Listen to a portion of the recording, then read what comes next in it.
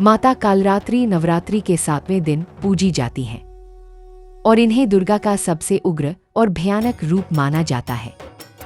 उनका स्वरूप काला है, केश बिखरे हुए हैं, गले में बिजली जैसी चमकती माला है और उनका वाहन गधा है। वे 4 भुजाओं वाली हैं, दोनों हाथों में वज्र और खड्ग धारण करती हैं और 2 हाथों से अभय और वरद मुद्रा में भक्तों को आशीर्वाद देती हैं। कथा के अनुसार जब शक्तिशाली राक्षस शुंभ और निशुंभ ने देवताओं को परास्त कर दिया, तब देवी ने अनेक रूपों में उनका संहार किया। इसी युद्ध के दौरान एक और राक्षस रक्तबीज सामने आया, जिसके शरीर से जब भी रक्त की एक बूंद गिरती, तब एक नया राक्षस उत्पन्न हो जाता। उसे मारना लगभग असंभव था। तभी देवी ने अपना भयंकर कालरात्रि रूप धारण किया और जब उन्होंने रक्तबीज को घायल किया तो गिरते हुए रक्त को अपनी जिह्वा से चाट लिया ताकि कोई और राक्षस उत्पन्न न हो सके। इस प्रकार उन्होंने रक्तबीज का अंत किया और देवताओं को विजय दिलाई। उनका यह रूप हमें यह शिक्षा देता है कि कभी कभी अंधकार और विनाश भी आवश्यक होते हैं ताकि नए सृजन के लिए जगह बन सके। योग शास्त्र में माता कालरात्रि को सहस्रार चक्र की अधिष्ठात्री देवी माना गया है। उनकी उपासना से साधक निडर, दृढ़ और अजेय बनता है। यह रूप स्त्री के जीवन के उस कठिन दौर का प्रतीक है जब वह संघर्षों, पीड़ाओं और कठिनाइयों से गुजरती है, लेकिन उन्हीं परिस्थितियों में उसके भीतर की सबसे प्रखर रोशनी प्रकट होती है। नवरात्रि के 7वें दिन माता कालरात्रि की पूजा करने से भय, बुरे स्वप्न, शत्रु और बाधाएं दूर होती हैं तथा साधक को अदम्य साहस की प्राप्ति होती है। माता महागौरी नवरात्रि के 8वें दिन पूजी जाती हैं और इन्हें सौम्यता, पवित्रता और शांति की देवी माना जाता है।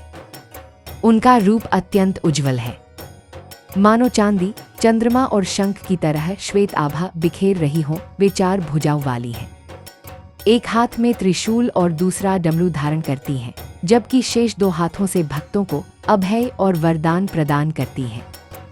कथा के अनुसार जब माता पार्वती ने भगवान शिव को पति रूप में पाने के लिए कठोर तप किया तो उनकी देह का वर्ण काला पड़ गया।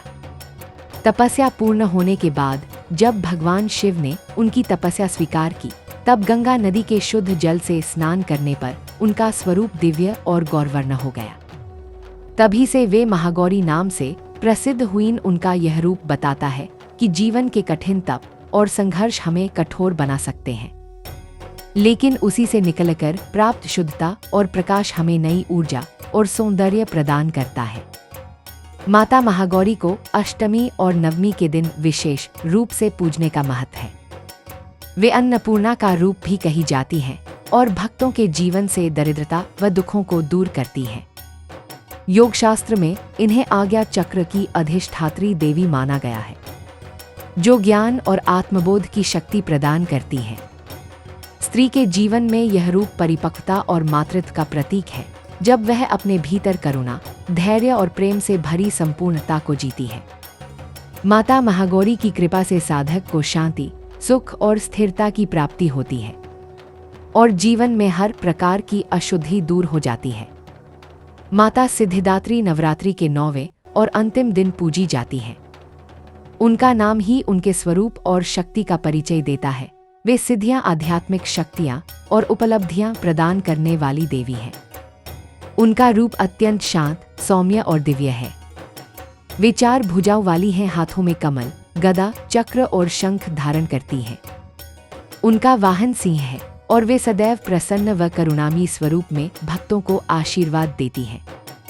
कथा के अनुसार सृष्टि की रचना के प्रारंभ में जब भगवान शिव ने देवी की आराधना की, तब माता सिद्धिदात्री ने उन्हें 8 प्रमुख सिद्धियां प्रदान की: अनिमा, महिमा, गरिमा, लघिमा, प्राकाम्य, ईशित, वशित्व और कामावसायता। इन्हीं सिद्धियों के कारण शिव को अर्धनारीश्वर स्वरूप प्राप्त हुआ, जिसमें वे आधे पुरुष और आधे स्त्री के रूप में प्रकट हुए। इस कथा से यह संदेश मिलता है कि दिव्यता का चरम संतुलन तभी संभव है जब स्त्री और पुरुष की शक्तियां एक होकर समरसता में स्थित हों। माता सिद्धिदात्री योग शास्त्र में सहस्रार चक्र की अधिष्ठात्री मानी जाती है, जहां साधक को पूर्ण ज्ञान और मोक्ष की प्राप्ति होती है। वे न केवल सिद्धियां देती हैं, बल्कि हर प्रकार के भय और दुखों को भी दूर करती हैं। स्त्री के जीवन में उनका रूप उस अवस्था का प्रतीक है जब वह अपने अनुभव, ज्ञान और करुणा से पूर्ण होकर समाज को मार्गदर्शन देने वाली शक्ति बन जाती है।